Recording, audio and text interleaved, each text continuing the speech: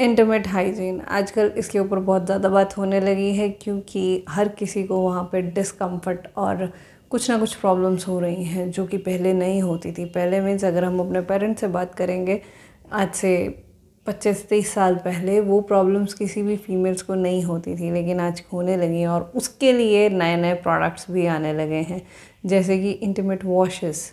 बहुत सारे ब्रांड अपने इंटीमेट एरियाज़ को वॉश करने के लिए स्पेशल प्रोडक्ट्स निकाल रहे हैं जो कि प्रॉब्लम सॉल्व करने के लिए हैं या प्रॉब्लम को एग्रीवेट करने के लिए हैं। इस वीडियो में हम लोग डिटेल में इसी चीज़ पे बात करेंगे। नमस्कार, मैं प्रियंका और आप मिलकर जानते हैं कि ये इंटीमेट वॉश प्रोडक्ट्स जितने भी आजकल बिक रहे हैं ये कितने सही में प्रॉब्लम को सॉल्व कर रहे हैं या फिर उसी प्रॉब्लम को और भी ज़्यादा एग्रीवेट कर रहे हैं। सोर्स, हमारी प्रॉब्लम का सोर्स क्या है, सबसे पहले यही जानना बहुत ज़्यादा ज़रूरी है। जब तक हम लोग सोर्स के ऊपर काम नहीं करेंगे, ऊपर से जितना मर्जी लीपापोती करते रहें, उसका हल कभी भी नहीं निकलेगा। समस्या का जो असली कारण है वो है सैनिटरी पैड। आप लोग सोच रहे होंगे कि मैं ये सैनिटरी पैड को इस तरह से कैसे बोल सकती हूँ।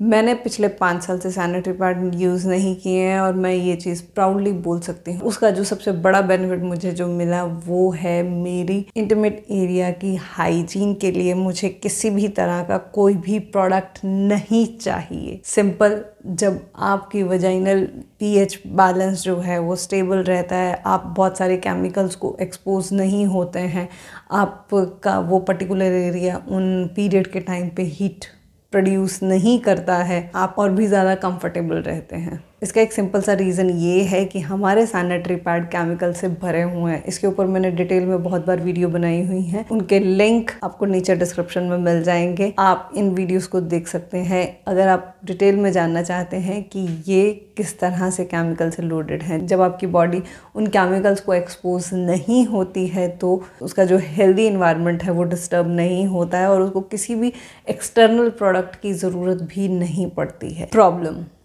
सोर्स पता चल गया तो चलिए प्रॉब्लम के बारे में बात करते हैं कि सैनिटरी पैड असली प्रॉब्लम क्यों क्रिएट करता है।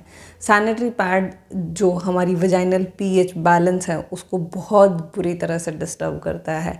वो बहुत सारे केमिकल्स तो एक्सपोज करता ही है जिसमें कैंसर कॉजिंग केमिकल्स भी इंक्लूडेड हैं। वो केमिकल्स आप यहाँ पे देख सकते हैं और जब हम इन प्रोडक्ट्स को इतनी पास से यूज़ करते हैं तो ये केमिकल्स को हमारी बॉडी एक्सपोज होती ही होती है। ये ऐड मैंने एक डॉक्टर के यहाँ देखी थी, शायद इसीलिए क्योंकि सब गंदा है पर धंधा है ये। मैं इनमें डॉक्टर्स को बिल्कुल ब्लेम नहीं करना चाहती, मैं ब्लेम करना चाहती हूँ इस इंडस्ट्रियल माइंडसेट को, जहाँ पे जो ये इंडस्ट्रीज़ हैं, कंपनीज़ हैं, वो प्रोडक्ट बनाने से पहले उसमें कितने केमिकल्स डाले हैं उसके बारे में नहीं सोचती, उसको हमारी बॉडी के ऊपर इम्पैक्ट क्या होगा उसके ऊपर नहीं सोचती। और डॉक्टर्स ने भी जो किताबें पढ़ी हैं उसके ऊपर सैनिटरी पैड के ऊपर कहीं पे भी डिटेल में स्टडी नहीं है। वो अपने एक्सपीरियंस से इन सब चीज़ों को समझते हैं, सीखते हैं और इसके लिए हर डॉक्टर के पास स्कोप भी नहीं होता है और इसी कारण से डॉक्टर्स इस चीज़ के ऊपर इतना खुल के बात नहीं करते हैं। अगर आप उनसे सल्यूशन मांगते हैं, पूछते हैं तो डेफिनेटली वो इस चीज़ को लेके ओपन होंगे, लेकिन अगर आप सल्यूशन या प्रॉब्लम के बारे में उनसे डिस्कस ही नहीं करना चाहते तो वो इस चीज़ के ऊपर अपना ज्ञान नहीं देते हैं। तो ये साफ है कि ये जो डिजीज़ इतने ज़्यादा बढ़ रहे हैं जो कि पहले टाइम पे नहीं होते थे, उसका क्लियर कट कनेक्शन कहीं वो प्रोडक्ट्स तो नहीं है जो हम यूज़ कर रहे हैं। सल्यूशन, मैं जो आपको सल्यूशन देने वाली हूँ वो मेरा पर्सनल एक्सपीरियंस है जो मैं पिछले 5 साल से यूज़ कर रही हूँ। इस स्विच से पहले मैं भी इस तरह के प्रोडक्ट्स यूज़ करती होती थी। आप इसी चीज़ से समझ सकते हैं कि ये फर्स्ट एंड लास्ट बॉटल थी मेरी। लास्ट इसीलिए क्योंकि उसके बाद मुझे इस बॉटल की कभी ज़रूरत नहीं पड़ी। जो सल्यूशन अब मैं यूज़ करती हूँ वही मैं पहले करती थी, लेकिन तब वो काम नहीं कर रहे थे, अब वो काम कर रहे हैं क्योंकि मैंने उसके साथ एक सिंपल सा स्विच ये किया है कि ये सैनिटरी पैड्स ना यूज़ करके क्लॉथ पैड यूज़ करना शुरू किया है। विश्वास कीजिए, इससे अच्छा स्विच मुझे नहीं लगता मैंने अपनी लाइफ में कभी किया होगा। सबसे हेल्दी और सबसे अच्छा स्विच अगर आप क्लॉथ पैड यूज़ करना शुरू करेंगे इस बेकार केमिकल लोडेड सैनिटरी पैड्स को छोड़ के। क्लॉथ पैड यूज़ करने के बाद वही सॉल्यूशन जो मैं पहले करती होती थी वो अब काम करने लगे हैं। सॉल्यूशन सिंपल सा क्या कि आप जब भी बॉडी बाथ लेते हैं तो उसको जो भी आप सोप यूज़ करते हैं उससे वॉश कर लीजिए और उसके बाद पानी से नॉर्मल रिंस कर लीजिए। मैं ये सोडियम बेस्ड सोप्स ना यूज़ करके ये देसी साबुन यूज़ करती हूँ। देसी साबुन आपको आराम से पंसारी की दुकान पे या ये जो ओल्ड स्टाइल राशन की दुकानें होती हैं वहाँ पे मिल जाएंगी। एरिया के हिसाब से इनके नाम बदलते रहते हैं। पंजाब में मैं 555 बहुत कॉमनली अवेलेबल है वो यूज़ करती थी। नोएडा में छोकरा नाम का ये जो साबुन है ये बहुत ज़्यादा कॉमन है, मैं इसको यूज़ करती हूँ।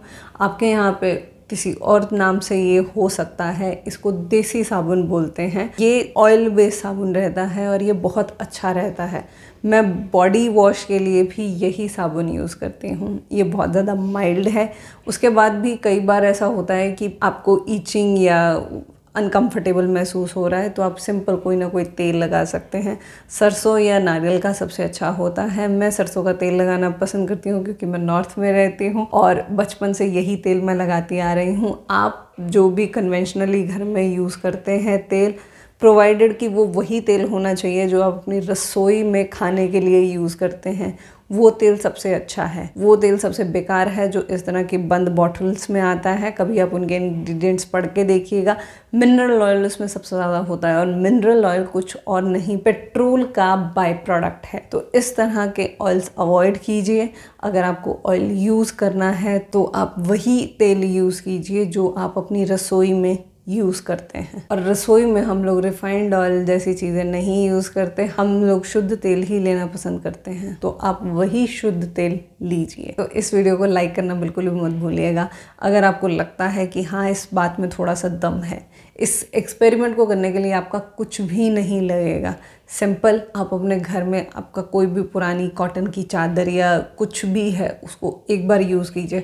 अगर आपका एक्सक्यूज़ ये है कि I am working women, how could I do this, तो एक सिंपल सा क्वेश्चन आपसे ये है कि आपकी हेल्थ से ऊपर और क्या हो सकता है। जिस तरह से आप सैनिटरी पैड यूज़ करके फेंक देते हैं, अगर आप ये चादर को भी यूज़ करके फेंक देंगे तो भी एक फुल बेड की जो बेडशीट है वो आपको 1 साल तक सर्व करेगी। जब आप इस सिचुएशन में नहीं है कि आप उसको वॉश करके रीयूज़ कर सकें तो आप सिंपल यूज़ एंड थ्रो फॉर्मूले के ऊपर जा सकते हैं।